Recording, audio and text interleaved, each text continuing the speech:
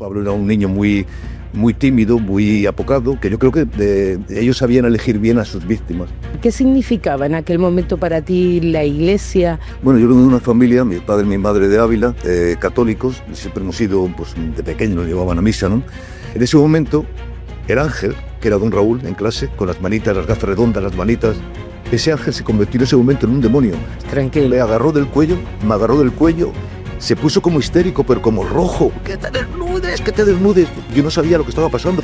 Y ahí empezó mi calvario con don Raúl Purresti, que para otros parecía un santo, pero a solas era un auténtico demonio. Me pongo como un niño a llorar en mi casa, diciendo, o sea que todo lo sabía, o sea que lo sabían los curas, que don Raúl era un pederasta que agredía a niños, y nadie hizo nada por ayudarme.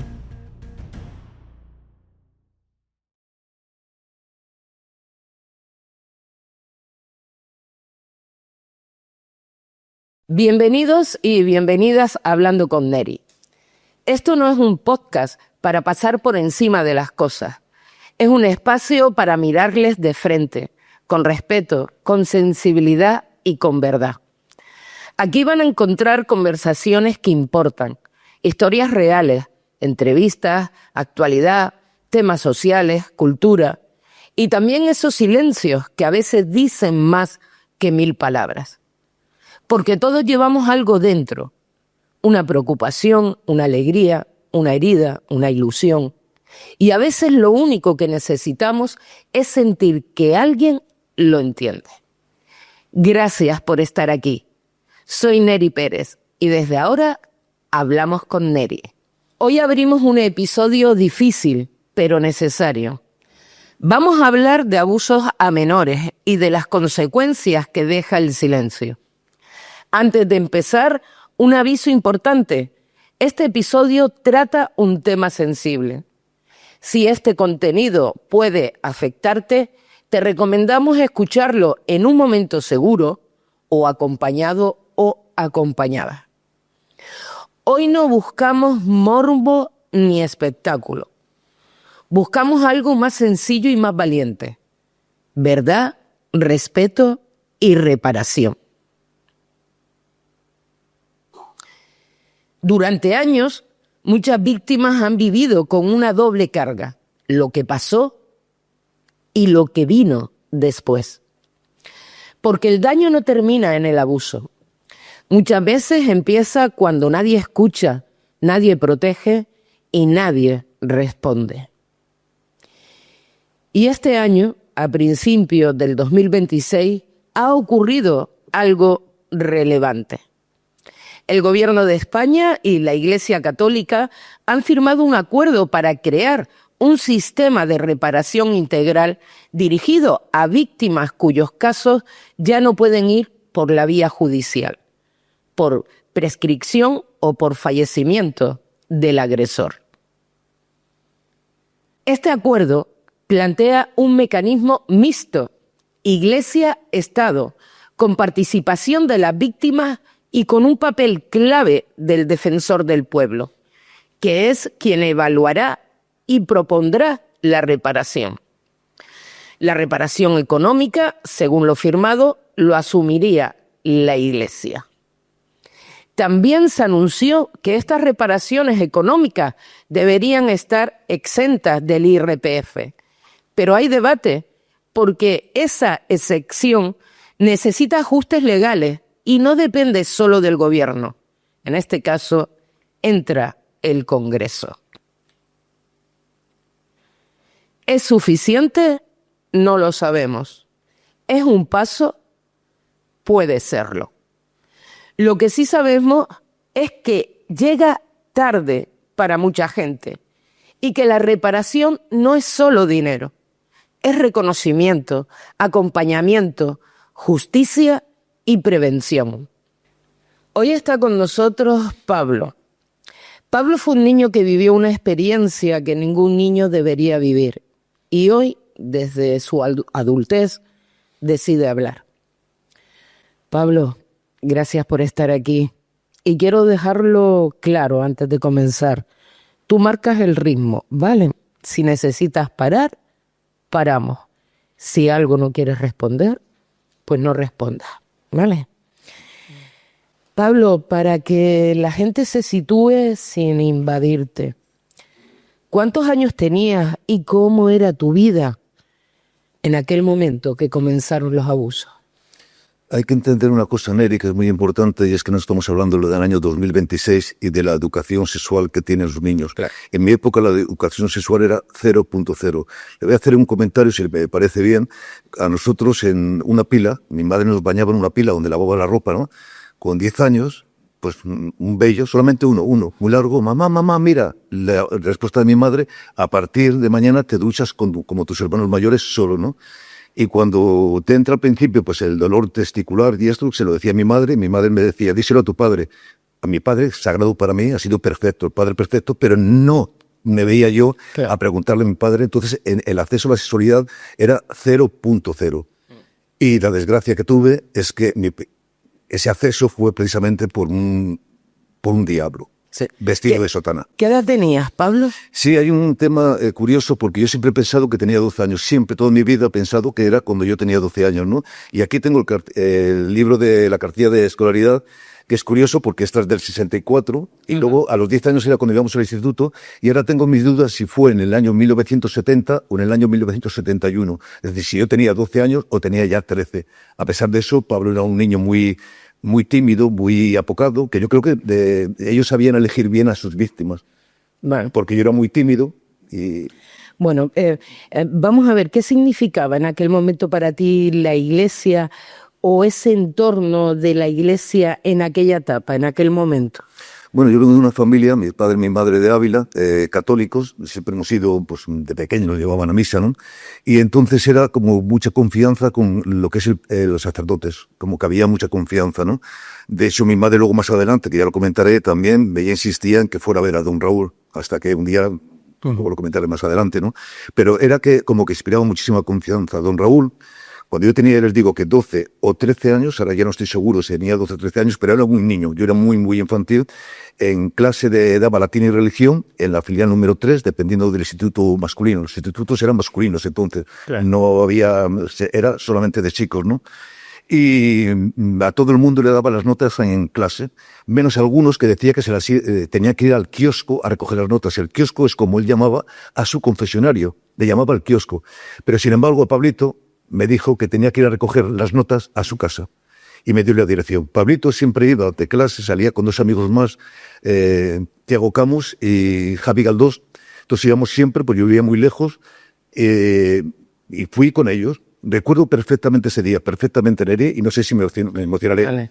Y sí, es que es un día muy importante para mí, que lo recuerdo perfectamente, lo comento. Sí, yo sé perfectamente cuando llegamos a la dirección que me había dado, una casa de esas muy antiguas, la escalera como era, la escalera muy amplia, de madera, ¿no? Abrió la puerta una señora que debía ser quien la atendía, una señora que tenía muy malas pulgas, o sea, pero yo creo que es porque sabía lo que pasaba, ¿no? En ese momento, el ángel, que era don Raúl en clase, con las manitas, las gafas redondas, las manitas, ese ángel se convirtió en ese momento en un demonio y empezó a gritarles a Javi y a Galdós y a Tiago Camus: he dicho que viniera Pablito solo. O sea, le cambió por completo. O sea, yo no le reconocía a ese santo que tenía. Y en ese momento él desechó, me agarró la mano, es que es un dato muy importante porque nunca lo he olvidado y tengo a punto de cumplir 68 años y no lo he olvidado. Me agarró la mano derecha. No soporto que nadie me agarre la mano, porque me recordaba, siempre me ha recordado, ¿no? Me llevó al fondo de un pasillo donde estaba la habitación. Recuerdo perfectamente, la cama era una cama de lana, entonces se utilizaba mucho, como una manta verde oliva. Y yo me senté ahí, me hizo sentarme y se sentó enfrente, ¿no? Y a partir de ahí me dijo que te desnudes. A mí que yo nunca había visto a nadie desnudo, nunca. Nadie desarrollado, me refiero desnudo, y a mí tampoco me había visto nadie desnudo desde que desarrollé. Yo, que no, pero yo agarrado a la manta, Don Raúl me cogió la mano. Es que lo recuerdo perfectamente. Fíjense que son hechos que han pasado ya. Que tranquilo. Me agarró del cuello, se puso como histérico, pero como rojo. ¡Que te desnudes! Yo no sabía lo que estaba pasando. Yo es que yo no me podía imaginar que me estuviera pasando eso. No sabía lo que estaba sucediendo. Y ahí empezó mi calvario con don Raúl Purresti, que para otros parecía un santo, pero a solas era un auténtico demonio. Pero bueno, eso supongo, nadie se imaginaba en el entorno, en el espacio, era el cura, ¿no? Del pueblo, nadie... No era cura del pueblo, era el sacerdote que daba latín y religión. Él luego daba, en la iglesia de Santa Lucía en Santander, daba también misa allí, creo que también participaba o colaboraba con la Salle, ¿no? Pero era el director del instituto. Vamos a ver, muchas víctimas, ¿no?, explican que el abuso ocurre donde hay una autoridad que nadie cuestiona. ¿Qué hacía que tú confiaras en esta persona? Que era un sacerdote y era el sacerdote que me daba latín y religión en clase. Además era el director de la filial número 3 de Santa Lucía, que dependía del Instituto José María Pareda. Todo masculino, éramos todos niños, ¿no? Entonces era la confianza que me inspiraba, porque mis padres de Ávila pues siempre me habían educado en un mundo. A mí me inspiraba un sacerdote, y más cuando lo veías en clase, con las manitas, las gafas redondas, o sea, era la bondad que tenía, o sea, pero es que luego era completamente diferente cuando estabas a solas. Era para recoger este libro de notas. Claro. Yo tenía que ir a su casa, pero es que luego, como no me le daban las notas siempre, luego ya empezó a decir que me daba clases de latín. Entonces, Pablito, luego te pasas por mi casa que te voy a dar clases de latín. Yo sabía cuáles eran las clases de latín. Y hay otro tema que me diría, usted, Neri, posiblemente me diría, ¿y a quién se lo dijiste? Absolutamente a nadie. A nadie. No mis padres murieron sin saberlo. Mis padres murieron sin saber lo que me habían hecho. Pero no pudiste contarlo en su momento, no sé, un compañero, un familiar, tus padres, como acabas de comentar.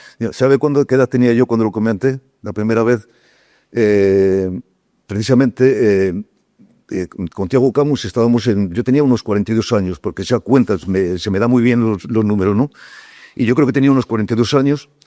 Y estábamos en una bodega en Santander. Yo, en las vacaciones, pues a ver a mis padres, ¿no? Y estaba con Tiago Camus y con su mujer Pili. Y en ese momento viene del baño Tiago y me dice, ¿a qué no sabes quién he visto salir de la bodega? Y yo, pues inocente de mí, digo, no, ¿a quién? Me dice, a don Raúl. Neri, en ese momento, yo no sé si fue una bajada de tensión, no sé si fue un ataque de ansiedad, me tuvieron que sacar fuera y atenderme. Se me bajó el cuerpo por completo. Claro. Y en ese momento fue la primera vez que yo hablé de lo que me había pasado con Tiago, porque Tiago tenía un carácter mucho más maduro que yo cuando era un niño, ¿no? Y entonces le dije lo que pasaba, me dice, Pablo, lo sabíamos todo. Y si nadie te decíamos nada para evitar hacerte daño, pero lo sabíamos todos. Y después de ti fueron otros también, y todos lo sabían. Pero precisamente por respeto, para que no me diera, porque yo he sentido siempre la vergüenza esa. Precisamente por respeto, nunca ninguno de mis compañeros me dijo absolutamente nada de nada. ¿Y si lo sabían todos? ¿Cómo es que nadie reaccionó? Nadie... Yo sé que cuando yo estaba en los exámenes, mis compañeros me decían, Pablito, tú ponte aquí, me metían dentro, donde estaba, no en el pasillo, y don Raúl llegaba y decía, vente para acá, y me hacía cambiarme de pupitre, y empezaba pues con los magreos, pero en clase, no se cortaba ni un pelo, no se cortaba absolutamente nada de nada, porque me sacaba a leer en clase con todos los alumnos delante, y me metía la mano por detrás. Que yo iba sin bolsillos en los pantalones traseros precisamente porque tenía miedo, porque era increíble, todo el mundo lo sabía, pero en ese momento, claro, es la vergüenza de que te está pasando esto y es aguantar estoicamente con lo que me estaba sucediendo.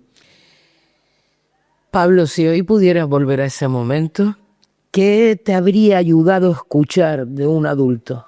A ver, hoy en día la confianza con los padres es diferente. De hecho, si yo doy este paso, que para mí es muy doloroso, lo hago precisamente para intentar ayudar a que a otros niños no les pase. Y no solamente en el ámbito del sacerdocio, ¿no?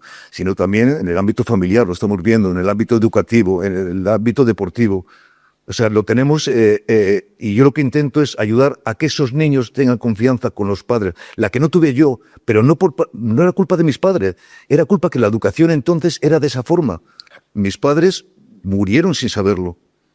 Después de los 42 años, cuando Tiago se enteró, cuando le comenté, cuando me dio la bajada de tensión y me dijo, ¿por qué no lo comentas con tus hermanos? Y lo comenté con mis hermanos, y mis hermanos lo primero que querían era ir a la iglesia, y dije, es que lo mato, o sea, porque claro, pero yo dije, no, déjenlo, y mis padres, se lo decimos a mamá, a papá, no, por favor, porque le voy a comentar un detalle, Mi madre era la que confiaba tanto en un cura que decía, pero ¿cómo no vas a ir a ver a don Raúl, hijo mío? Un sacerdote que se preocupa por ti. Ella, inocente por completo, sin darse cuenta de lo que le estaban haciendo a su hijo. Desde luego.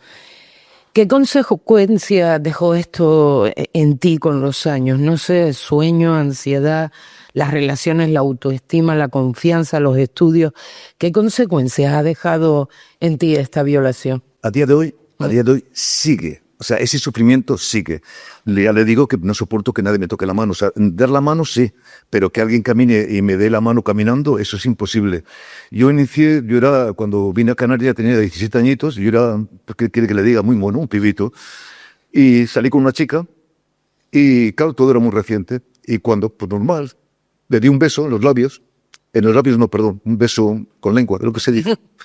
Era igual que lo del cura, porque para mí no era un beso, era asco, eran babas. O sea, fue recordar todo lo que me había pasado con el cura y no pude seguir. Entonces, me marcó mi sexualidad por completo. Me marcó totalmente mi sexualidad por completo en mis relaciones con las chicas. A día de hoy, ¿no? Sí, a día de hoy también sigue siendo... pero es que, dirán, con todo el tiempo que ha pasado, no. A veces la gente cree que se supera como si fuera a pasar página, ¿no? Pero en lo que se rompe, ¿no? Por dentro, no se repara solo con el tiempo. No, y encima además es que ha habido un dato curioso. Yo con 14 años trabajaba en el Club Marítimo, o sea, que el equivalente al Club Náutico aquí en Las Palmas, el Club Marítimo Santander, donde iba la gente del Banco Santander, los botín, todo, ¿no? Entonces en el año 1972, con total seguridad, el 16 de julio, que es el Día del Carmen, ¿no? ¿El Día del Carmen? Pues exactamente, van a dar la misa al Club Marítimo. ¿Quién va? Don Raúl. Y lleva todos los bártulos que lleva para dar la misa en el Club Náutico, toda la gente rica, ¿no? Y cuando se va a marchar, hay un señor, yo le llamo señor, tendría 30 y pico años, pero para mí todos eran muy mayores, ¿no? Que yo tenía 14, ¿no? Y para llevarle los bártulos a la iglesia, dijo, no, que me lo lleve Pablito. Pablito fue a la iglesia y él estaba confesando, fíjese, Neri, ese dato tan importante que hay para que vea que la gente lo sabía. Y él se creía inmune. En ese momento estaba confesando a una señora por la parte donde se confesaban las mujeres, que tenía como unas maderas, ¿no? Según me vio a mí con los bártulos, a la mujer la apartó del confesionario, se puso ya detrás, yo me puse por la parte de los hombres, y se puso ya detrás como 2 pasos por detrás de mí. Y cogió y me dice, dame un beso. Y dije, hombre, fíjense en el confesionario. Me agarró, recuerdo la mano, el tacto de su mano, agarrarme para adentro, darme un beso y la señora gritar. La señora gritó 2 veces en la iglesia. Pero si es un niño. O sea, la mujer lo estaba viendo. La había echado del confesionario en cuanto me vio que se le murió la cara. Lo estaban viendo. Y a pesar de eso, nadie decía nada. Por eso yo estoy hablando que para que tengan confianza los niños con los padres con los niños, no solamente los padres, sino los familiares, claro, para evitar que eso pueda seguir ocurriendo. ¿Sentiste en algún momento que te protegía alguien, que la institución te protegía, o te sentiste totalmente solo? No, yo primero me sentí totalmente solo porque es cierto que no lo comenté con mis padres, ¿no? Con 42 años aproximadamente fue cuando me hablaron de don Raúl y me dio la bajada de tensión y fue cuando lo comenté por fin con alguien. Pero hace unos años, pocos años, 4 o 5, los años pasan muy rápido, me imagino 4 o 5, la Iglesia Católica puso una página para denunciar estos casos de pederastia. Y yo puse una dirección y yo escribí, además muy bien redactado, todo lo que me había sucedido, o sea, contándoselo con pelos y señales. ¿Para qué ponen una página cuando la Iglesia Católica nunca me contestó a lo que yo les había escrito denunciando mi caso? Podían haberme llamado, porque dejé mi número de teléfono, pues miren, vi que lamentamos lo que ha ocurrido. La Iglesia Católica hizo caso omiso. Pero, en cambio, hay un periódico, si me permite decirlo, El País. Julio Núñez Montaña se llama él, y ella se llama Lucía Foraster, periódicos del País. Pusieron la misma página que la Iglesia, 1 o 2 años más tarde. Escribí, al día siguiente tenían la respuesta. Cuánto lamentaban todo lo que habían hecho conmigo, no sé qué. Y ellos fueron los que me hicieron entrevistas, ellos fueron los que hablaron con el defensor del pueblo, luego me hicieron una entrevista al defensor del pueblo. Ahí fue cuando yo me sentí arropado, pero me sentí arropado precisamente no por la Iglesia Católica, que es dentro del seno de la Iglesia Católica cuando se habían cometido estas agresiones sexuales repetidas. Le hablo de como 25 o 30 veces, Neri. Claro. O sea, que no es en una ocasión que fuera, no, como unas 25 o 30 veces. Y fue gracias a estos periodistas del País, gracias al defensor del pueblo, cuando yo me he podido soltar un poquitín emocionalmente, hablar de este tema. Muchos, ¿no?, que han sido abusados, ¿no?, en entornos eclesiales, muchas de esas víctimas dicen lo mismo. Más doloroso que el hecho fue el silencio posterior. ¿Te identificas con esto? Sí, yo es cierto que me hizo mucho daño cuando pues conté a la página que puso la Iglesia Católica en la ausencia de una respuesta, de decirme, mira, pues lo hemos recibido, bien, no, fue una ausencia total, pero sí que hay un tema importante, es que de la diócesis de Santander, cuando ya salió en el país, me llama una señora que se llama Esperanza, que es la secretaria del obispo de Santander, ¿no?, de la diócesis de allí, y lo que quería era que yo enviara un email diciendo que renunciaba a cualquier tipo de compensación y que me daba satisfecho con las disculpas que me pedía ella, crea usted en Dios, que Dios le ayudará el día de mañana, todo eso, la señora Esperanza. Pero hay una persona que sí que me llamó la atención y era el obispo, lo han cambiado hace unos 2 años, me parece, don José Manuel, el obispo de Santander, me llama y me dice, Pablo, dice, no hace falta que usted me diga nada, le creo al 100%, dice, porque he hecho averiguaciones, investigaciones con sacerdotes más jóvenes que don Raúl, y todos me dicen que conocían las actividades pederastas. Entonces me pide perdón en nombre de la Iglesia, yo me emociono, lloro con él me ofrece incluso que le da palentino, me gusta el arte románico, me ofrece ir a su casa, todo muy bien, ¿no? Pero cuando cuelgo el teléfono, me pongo como un niño a llorar en mi casa, diciendo, o sea que todos lo sabían, o sea que lo sabían los curas que don Raúl era un pederasta que agredía a niños, y nadie hizo nada por ayudarme, nadie hizo nada. Pero a don José Manuel, el obispo, le estoy agradecido porque él sí que dio la cara, y me pidió perdón en nombre de la Iglesia, bueno. El único. Bueno, tómate tu tiempo, Pablo, sí. Tranquilo, sí, no quiero, porque ya sabes que ahora en 2026, como comentábamos al inicio, existe este acuerdo para un sistema de reparación con participación del Estado y la Iglesia y, como comentábamos, el defensor del pueblo, ¿no? ¿Qué te genera a ti este anuncio? ¿Esperanza, desconfianza, cansancio? Yo llevo siguiéndolo de hace tiempo y esto viene obligados un poquitín también por Roma, por el Estado del Vaticano y por las iglesias de Irlanda, de Francia, donde ha habido una serie de compensaciones.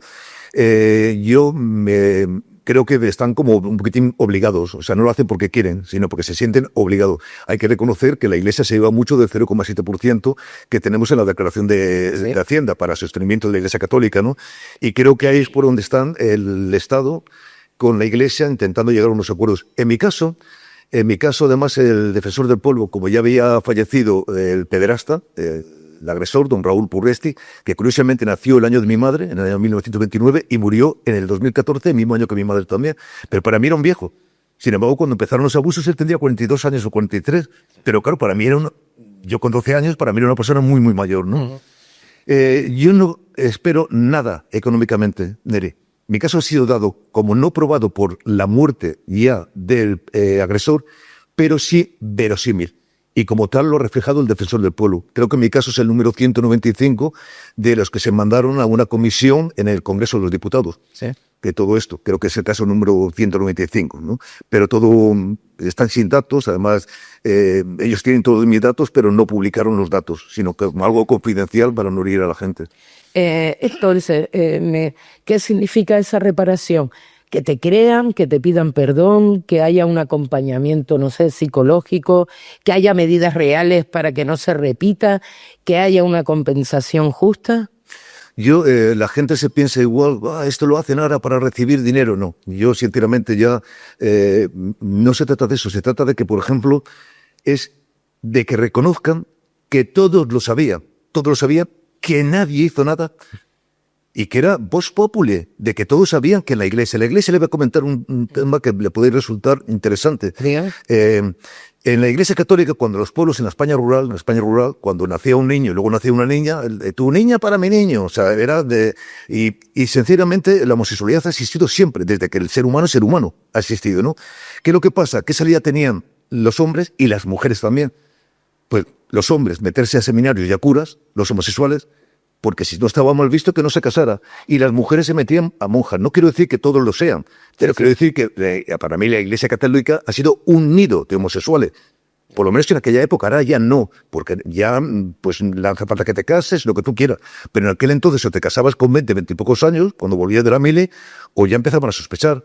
Y la gente, para evitar que sospechara, pues se metían a sacerdotes. Entonces, sí, pero eso no le impedía que llevaran a cabo todos los abusos que hicieron, ¿no? Pero además, es que una cosa es que si lo hicieran pues como muy oculto, pero es que este lo hizo, era tan descarado, ya le digo, la mujer del confesionario, o sea, echarla en cuanto me vio y la mujer ver lo que estaba haciendo él, o sea, todo. O sea, pero nadie intentaba separarlo. Esa mujer que fue testigo, ¿no? Sí. De cómo te agarraba, te daba ese beso, sí. Más allá de gritar, ¿es un niño? Sí, pero consiguió que me soltara, porque me había agarrado el cuello, que me soltara. Yo le había dejado los bártulos ya dentro de lo que es el confesionario, los bártulos que había hecho en la misa del Carmen en el Club Marítimo de Santander, y yo me marché ahí. Y luego sí que es cierto que me marché al ejército, pero tuve una tercera experiencia más. Primero, como profesor mío de latín y religión, después que dio la misa en el 72, en el Día del Carmen, y luego yo me marché al ejército. Yo con 15 años, fíjese si me marcó, porque antes la gente aprendíamos de oído la sexualidad. Fíjese si me marcó que yo con 15 años vestido de uniforme militar, y no se me rían, por favor, no se me rían. Yo pensé que los niños salían por el ombligo. Fíjense, porque yo cada vez que escuchaba a mis amigos y a mis compañeros militares hablar de sexo, yo me retiraba. Yo no quería saber nada, no quería oír hablar nada de sexo. Y yo con 15 años, hasta que mi hermana, la pobrecilla mi hermana, era 3 años mayor que yo, no sé, en una conversación salió así, le dije algo de lo de ombligo y me dijo, ¿pero qué me estás diciendo? Y yo tenía 15 años, ya estaba con un uniforme militar y yo pensé que nacía por el ombligo, porque era la ausencia total, que yo no quería saber nada de lo que era sexo, o sea, ni que escuchar. Si hablaba de sexo por algún sitio, me marchaba. ¿Y qué pasó? Perdón que le estaba comentando, que se casa el vecino mío de enfrente, o sea, puerta con puerta, tinín. Se casa, mi madre, como había que dar dinero, pues nos envía a mi hermana y a mí. Nos viene a recoger un coche unos amigos de Tinín, una pareja muy joven, con un Sinca, recuerdo perfectamente, a un pueblo de Santander. ¿Y quién le casa es don Raúl Pourresti, el pederasta. O sea, me lo encuentro por tercera vez cuando yo pensé ya que me había olvidado de él, ¿no? En ese momento, cuando nos vamos a marchar, que nos van a llevar nuevamente esta pareja a mi casa, a mí y a mi hermana, sale corriendo con la sotana, lo recuerdo perfectamente, gritando, y entonces a mi hermana le pidió el teléfono de mi madre, le pidió el teléfono de casa. Claro, mi hermana, pues un sacerdote que está pidiendo el teléfono, mi madre, pero un sacerdote, hijo mío, pero don Raúl, que se está preocupando por tu educación. Entonces mi madre me dijo de ir a verlo.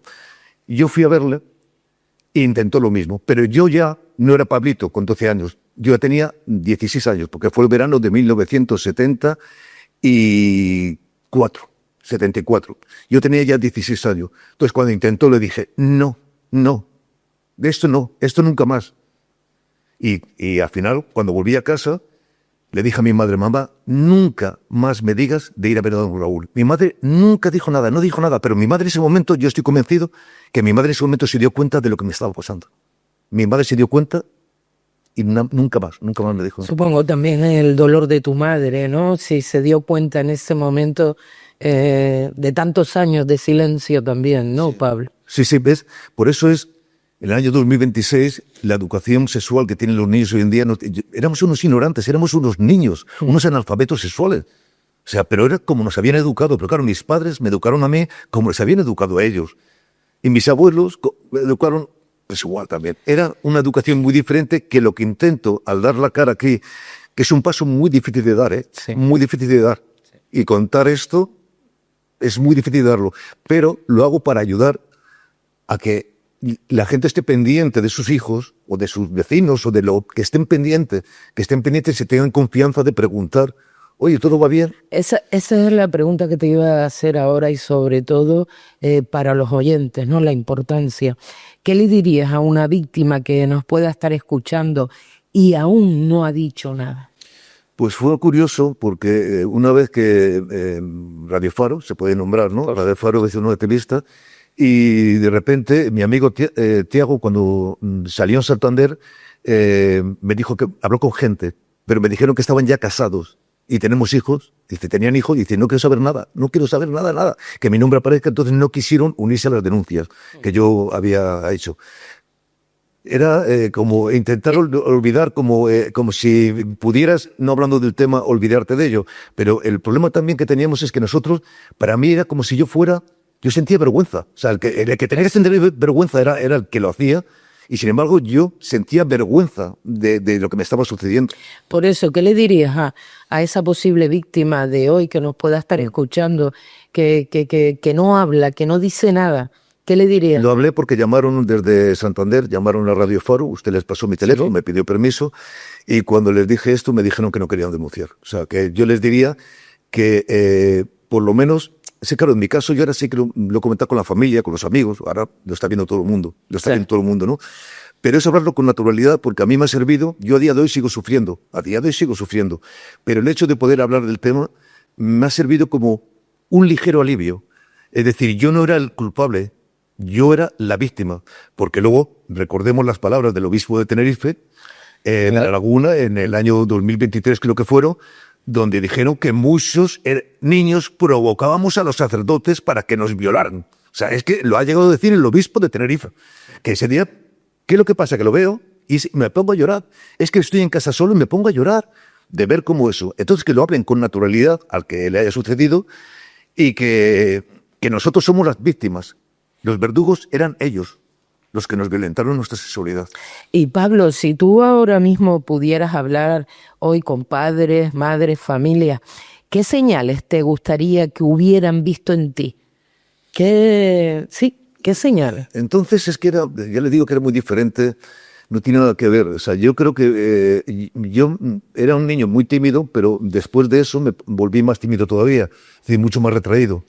Yo esos temas no... Entonces mis padres no vieron ninguna señal, porque mis padres, yo aguantaba estoicamente lo que me estaba sucediendo. O sea, cuando me decían, ¿de dónde vienes?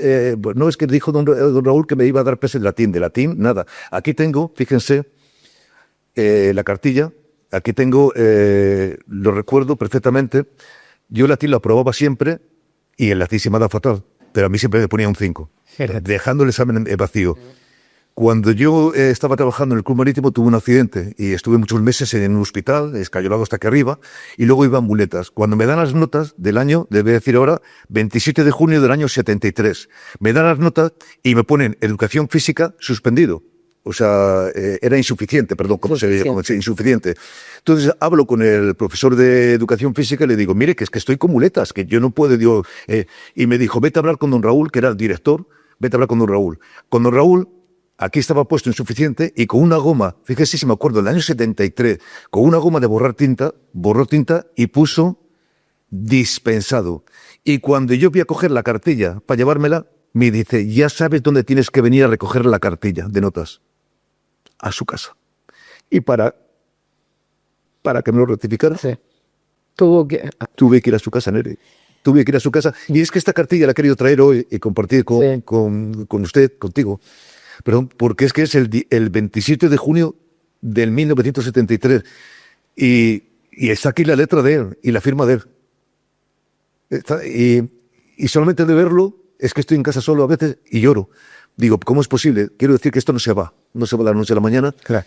El alivio es que la Iglesia Católica empiece a tomar medidas, y a la gente que lo hable con naturalidad, que yo creo que viene el soltarlo. Yo lo tuve durante mucho tiempo dentro, muchísimo tiempo dentro, y viene soltarlo. Pablo, ¿qué debería cambiar para que la gente entienda que esto no va solo de casos aislados, sino de una protección real, ¿no? de los menores? Yo estoy asustado últimamente porque, claro, estas cosas antes no salían en la prensa y últimamente lo estamos viendo mucho.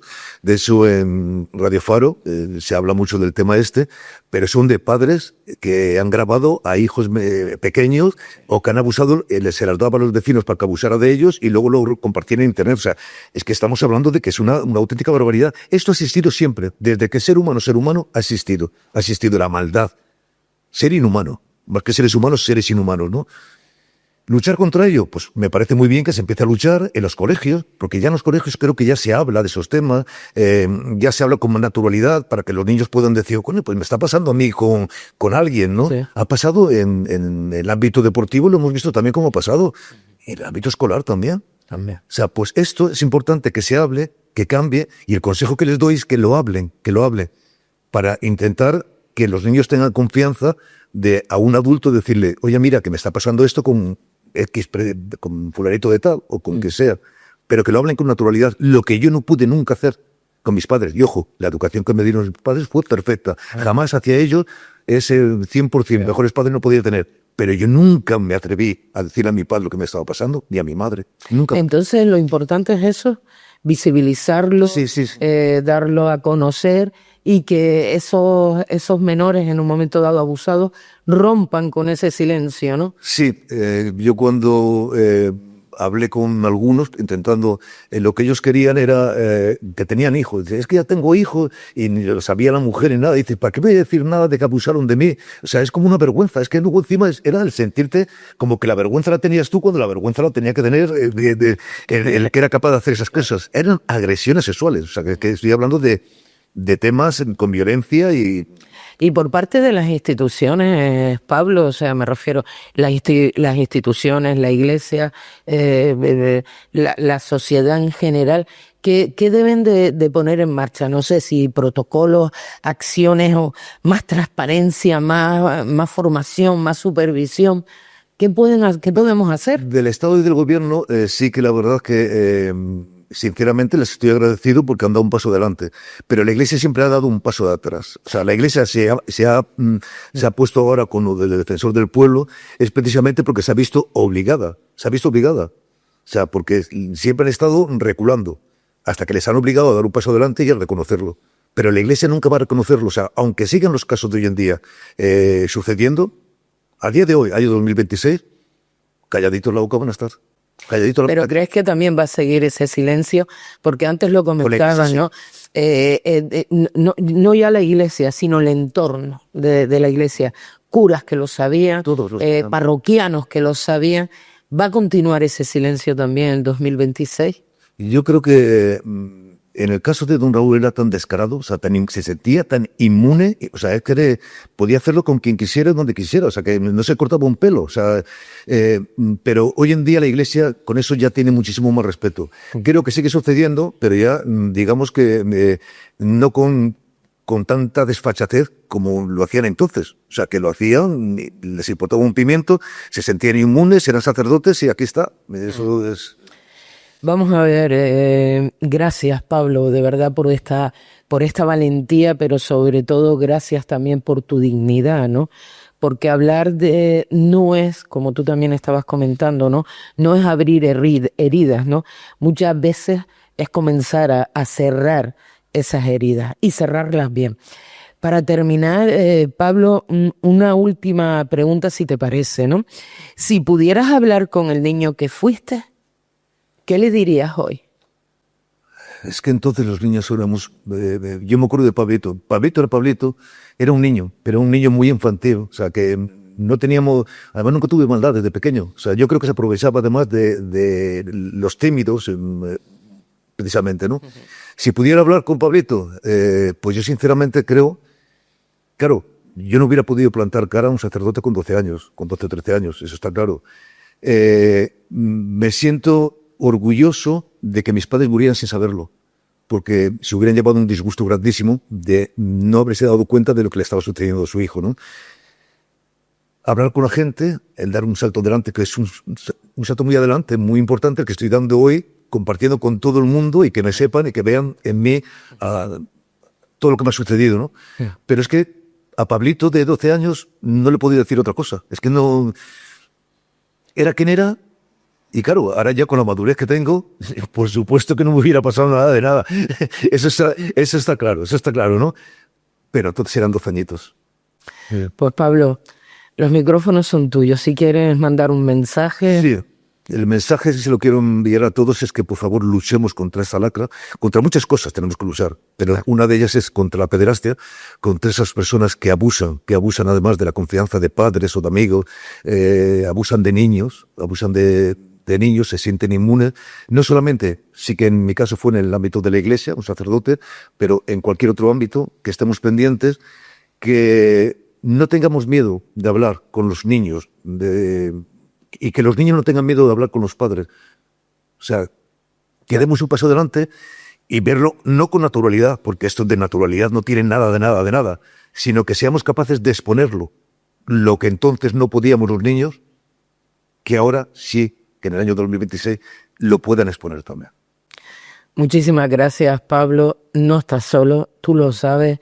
Tienes mucha gente alrededor que te quiere y que te apoya plenamente. Y por favor, sigue así. Sigue así. Muchas gracias. Gracias, Neri. Gracias. A ti, gracias a todos. Discúlpenme si me he emocionado. Tranquilo.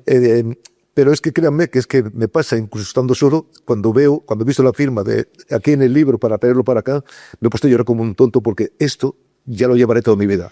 Déjame precisamente esto, porque hay una foto tuya ahí con esa edad.